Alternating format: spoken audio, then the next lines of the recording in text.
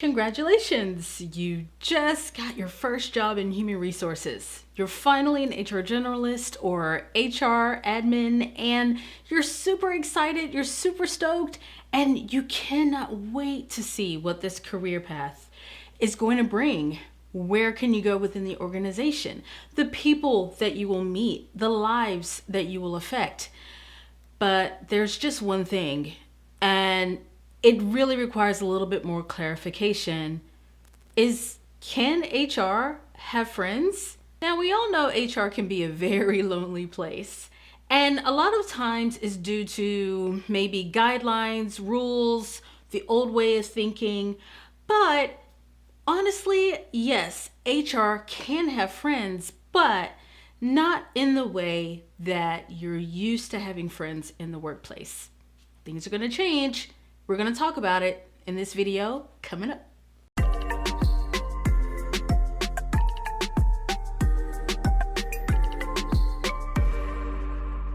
Hey there, I'm Yannicka, and I am here to help you navigate the HR space. And in this video, we're talking about, can HR really have friends?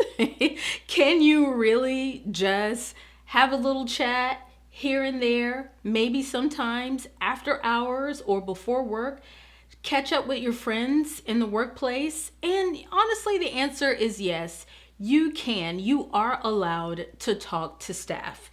In fact, human resources is supposed to be a trusted party within the organization. Now, you may disagree with me on this, and you may say that, oh no, HR can't have friends. You need to keep that door shut at all times, and you cannot be caught going out to lunch with your buddies.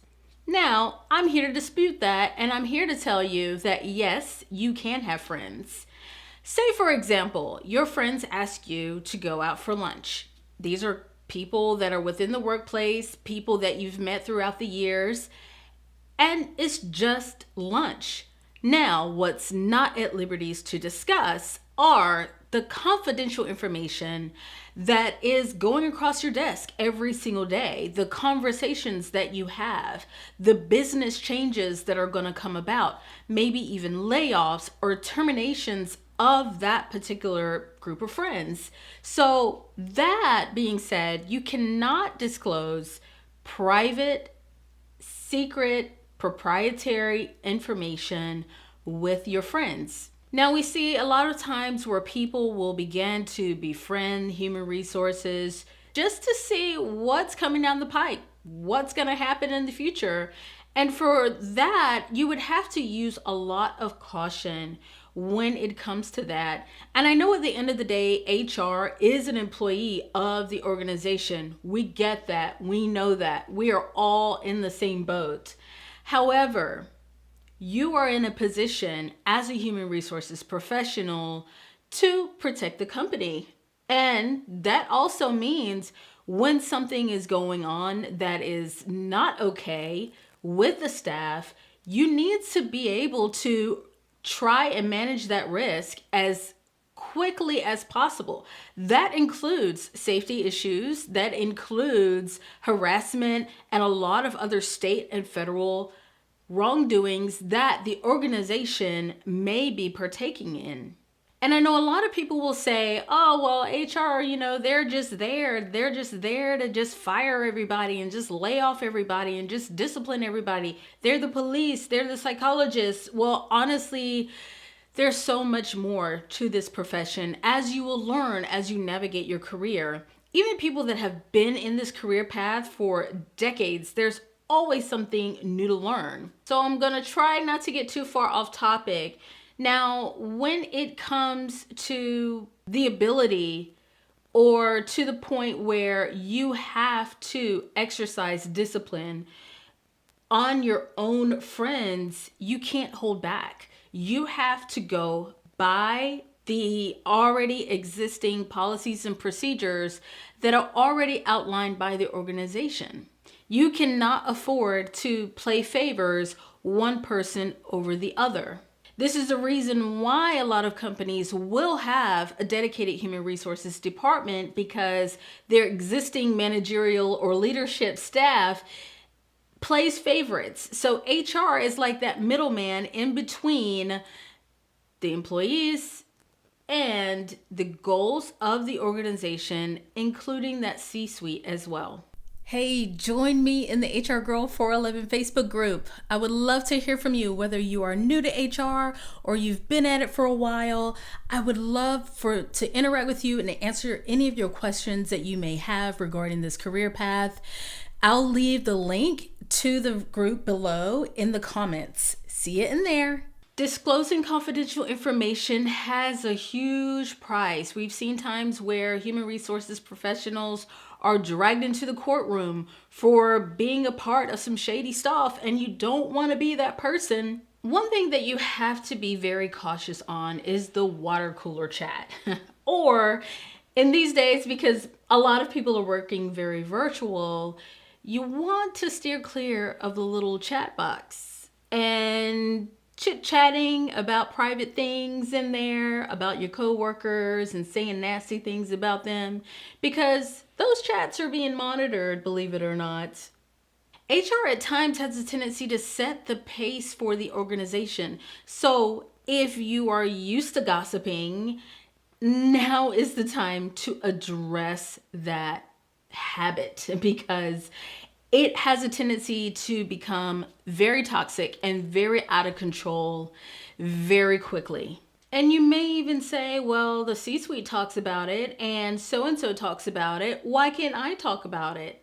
And honestly, you just shouldn't talk about it. Even if it's like a little remark, it's like, ooh, she shouldn't have wore those shoes today, or she really needs to start dressing more for her body type.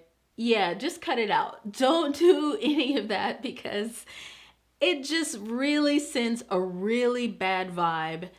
And also, you want the employees to trust you. So if you're sitting there gossiping about what it is that they wear, what type of clothes do they have, what type of car do they drive, blah, blah, blah, blah, blah. No one really cares. So HR, you just need to stay out of it. Also keep in mind, in HR, you will be responsible for promotions, demotions, pay raises, merit increases, and things like that. And because your voice carries a lot of weight and your opinion carries a lot of weight, you want to steer clear of the biases that go along with that. So you may be so inclined to give your friends an extra $10,000 on their bonus because they're your friends. And I've been in this situation before, and it's just not cool. I have seen HR directors, HR managers, and others within the organization that just want to give their friends a little extra increase over the others. But this is the reason why there is an HR department, to make sure that everyone receives the equal amount based on the selected criteria. Say, like, if you have performance and it's based on whether or not an employee receives a 4 or 5 mark on their performance evaluation, then they are entitled to maybe a 5% increase. You don't want to go into the system and give your buddies extra money because you feel like it.